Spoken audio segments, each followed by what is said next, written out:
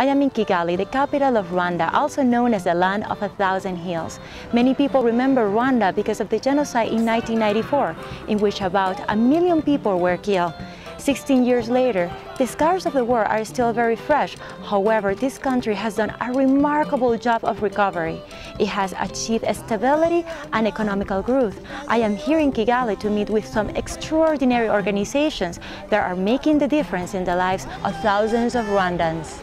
Rwanda, the land of 1,000 hills, a country in which the memories of a violent past collide with the hope for a brighter future. In Kigali, the capital of Rwanda, the lush hillsides are quickly being transformed into a modern city. New buildings rise from the ground, and modern infrastructure projects are underway all over the town. Kigali seems alive with a new sense of pride as they step forward towards a new future.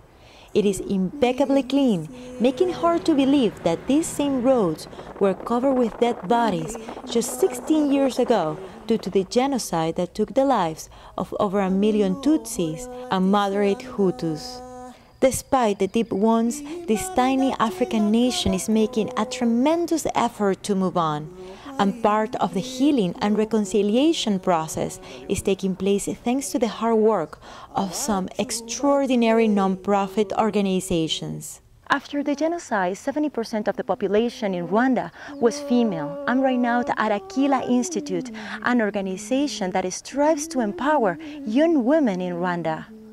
This is the campus of Aquila Institute. Behind these walls, young Rwandan women are being trained to be the future leaders of this African nation. Operating since February 2010, Aquila's goal is to provide these girls the tools they need to give them a chance for a successful life.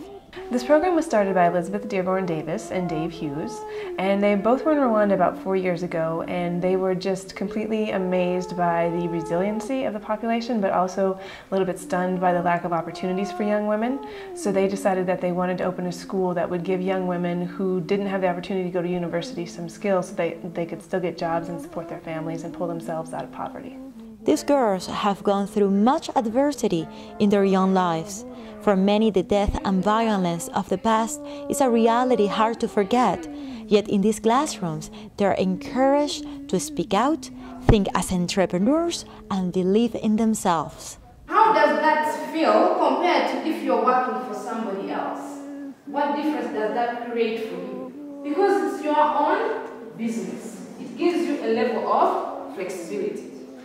Our students came here, they're very shy and they were traumatized, and we've given them a very safe and respectful and nurturing environment, and we've really taught them to believe in themselves and to know who they are, and just giving the young women the belief that they had choices and that they had options and that they also had the potential to fulfill those options and choices. Currently, the school has 50 students enrolled. The classrooms are well equipped. Photos of the covers of different National Geographic magazines, as well as portraits of Oprah and Michelle Obama, decorate the walls. Their education is focused on the areas of hospitality and leadership. Because that's the fastest growing sector of the Rwandan economy, and the government says that they need to hire between 5,000 and 6,000 new jobs a year in that area. And also, it's about confidence, because successful leaders need to have confidence.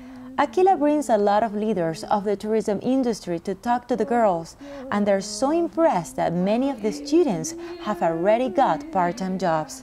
But most important, the school has given these girls the hope and the freedom to dream of a future with possibilities. It has taught me how can I be confident, how can I reach my goal, how can I try to make my dream come true.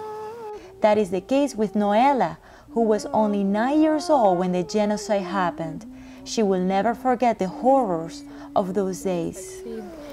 On one side, my daddy was dead. My mom has no job. Then I ask myself, I will never succeed. I have no school fees. I have no job. In briefly, I have no CV. How can I live? And I remember one time I asked myself, how I'm going to make myself to die. The memories cannot be erased, but now she is full of hopes and dreams. She thanks Aquila for it. Since I came here, I was improving my confidence. Before I lost my hope, but right now I'm confident. I believe I will become a strong woman, and they teach me how to be strong in difficult situations. To many, Aquila is more than just a school. It is also a family. Before I came here, I don't like to talk to anyone about my problem, but when I came here, I feel it's a real community that I include in, and I have to be free. Noela is no longer afraid of dreaming. And this is Noela Hotel as my name. This is my big dream. On the other side of town, more dreams are being built.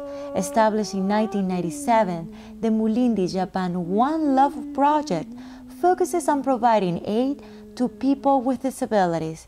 Due to the genocide, landmines, and accidents, hundreds of thousands of Rwandans now find themselves disabled. This organization was the result of One Love, the love of Mami Yoshida Rudasingwa and Gatera Rudasingwa. They met in Nairobi in 1989 when the war in Rwanda made him escape to Kenya, where Mami was studying Swahili. I never thought I would live in Africa. He was born in Rwanda, and Rwanda has had a lot of problem because of tribal problem, ethnic problem. But every time he has in his mind, he has a hope. When I met him, he really gave me a power to live with an objective. And that objective was to learn the art of making artificial limbs in Japan, so that knowledge could be used to help thousands of disabled people like him. 6,000 get prostheses, crutches, wheelchair, and free of charge. In the orthopedic workshop, disabled men work as technicians to make the prostheses. Some others work in different areas of the One Love project complex. We have guest house, restaurant is to generate income for project. They have vans to travel around the country to provide aid to those who are unable to travel to the city. This NGO not only provides artificial limbs, it also gives disabled people the tools to be financially independent. I think important is to try to not to beg only.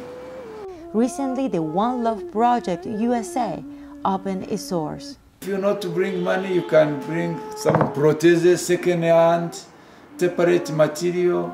Rwanda is still recovering, but what is most impressive about Rwandans is their determination to overcome their past, proving that not even the most horrendous events can crush their spirit. They're eager to show the beauty of their country through ecotourism and to open their hearts to you if you're willing to open yours to them.